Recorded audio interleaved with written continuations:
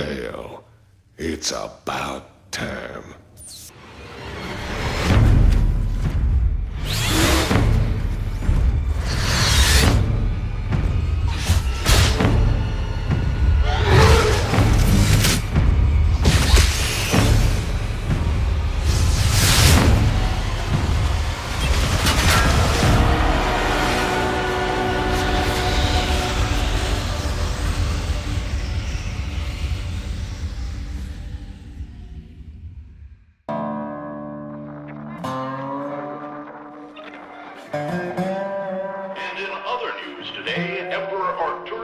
Held a press conference commemorating the end of the so-called Brood War some 4 years ago. It's been over 10 years since the first StarCraft game was released, and it's finally about time to put the second game under review. The story begins 4 years after the Brood War. Gamers discover the Terran hero of the first game, James E. Raynor, alone and depressed on the planet Mars-Sara. Raynor is branded as a terrorist of the Dominion, a totalitarian-like government. Jim flashes back and dwells over the loss of the ghost operative Kerrigan. Jim recalls the events leading up to Kerrigan being captured by the Zerg. Following the events of the first game, Sarah Kerrigan, or Queen of the Blades, has established her forces on the Zerg homeworld of Char and has remained there for the past few years, despite having more than enough power to take her conquest further. Her pending onslaught could come at any moment. It ain't over till it's over, you son of a bitch.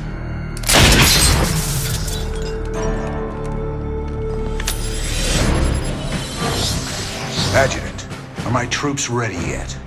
Your forces are prepared and awaiting your orders, Commander. Uploading tactical data now. Good. About time we kick this revolution into overdrive. All right, boys. Let's show the locals they don't need to fear the Dominion. Raynor is now in command of a rebellion group known as Raynor's Raiders. Their goal is to overthrow the tyranny of the Dominion, which is ruled by Arcturus Minsk. Minsk, who is responsible for Kerrigan's mishap, is Raynor's sworn enemy. We got a runner! They're shooting civilians! Move in!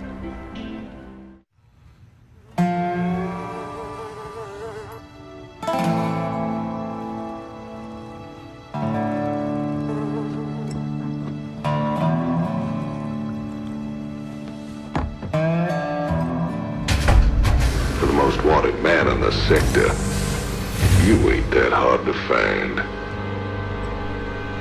I had to see it for myself.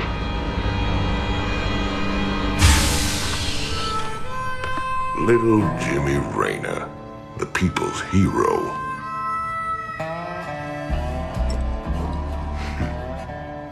Tychus Finley. Nice suit.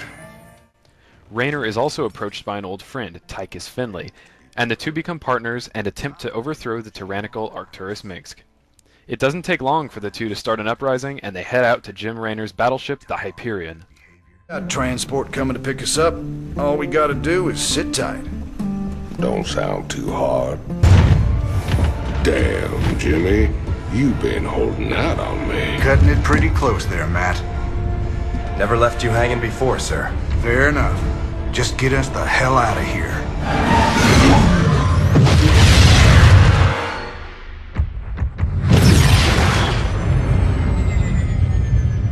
What the hell happened?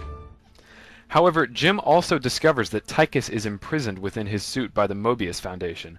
Additionally, the Mobius Foundation provides resources to Raynor's resistance. That's funny, convict. I don't recall giving you access to our database.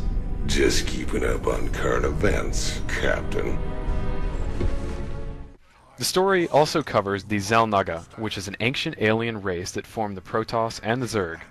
Gamers can play some Protoss side missions through a sacred crystal, which the player receives later on in the game. The fate of creation hangs in the balance. This time around, the in-game cinematic tells the story of StarCraft 2. It's a great addition to the game, especially since the first StarCraft game only progressed through mission briefings and in-game dialogue. Sweet Mother Mercy.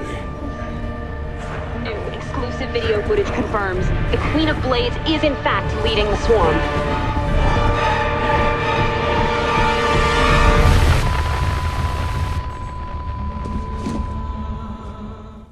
The ending wrapped some things up nicely, but it leaves more to be desired from the game. Therefore, we can't wait for the upcoming expansion, Heart of Swarm, where it seems players will be able to control the Zerg. Hopefully, the expansion will be reasonably priced. Go to commercial, please. Commercial. What goes bump in the night? It might be your gifted child. Register your child with PSYOPs today. It's the law. It's your duty. The game has a wide variety of graphics options to choose from, as most PC gamers would expect. However, many gamers have complained about the lack of an anti-aliasing setting. Fortunately, gamers can force AA in their graphics control panel. We all have our secrets, Mr. Rena. Doesn't mean I'm any threat to you. Most cutscenes are actually rendered in real time, and each character model is very detailed. Blizzard also managed to successfully update the graphics engine and bring the game into a full 3D world without compromising the feeling of the original game. Every unit you encounter feels like it belongs in the StarCraft universe, even after the transition to 3D. It doesn't take a powerful machine to run the game, and it looks great. Simply put, StarCraft 2 does not disappoint in the graphics department. This old outpost don't look like anything special. Keep your shirt on, son. Dominion engineers been digging out here for months. The voiceover is top-notch. The original voice actor Robert Clotworthy, who played James Raynor, makes a return. However, characters such as Sarah Kerrigan have been recasted for the second game. New characters, such as the Spectre, Gabriel Tosh, and the Marine Tychus Finley, are also voiced very well. Gamers will also find a jukebox with a selection of songs, which includes Sweet Home Alabama by Lynyrd Skynyrd.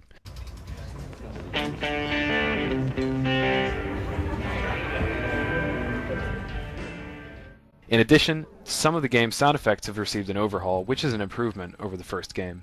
There are also quite a few voiceovers from new units. Overall, the excellent effects and superb voiceovers make StarCraft 2 an exceptional game.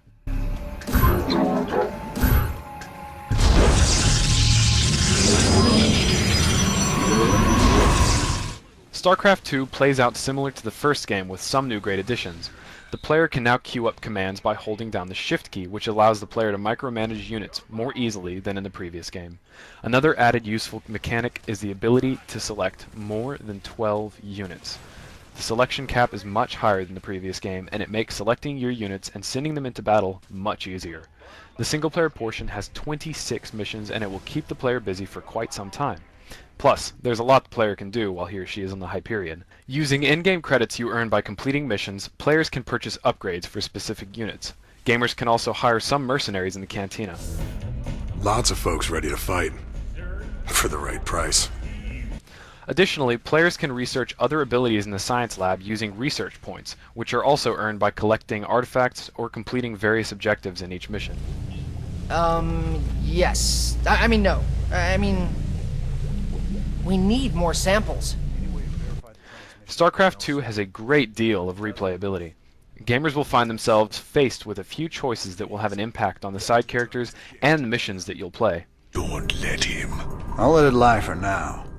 The player can also select different difficulties, which will give the player a challenge the second time around.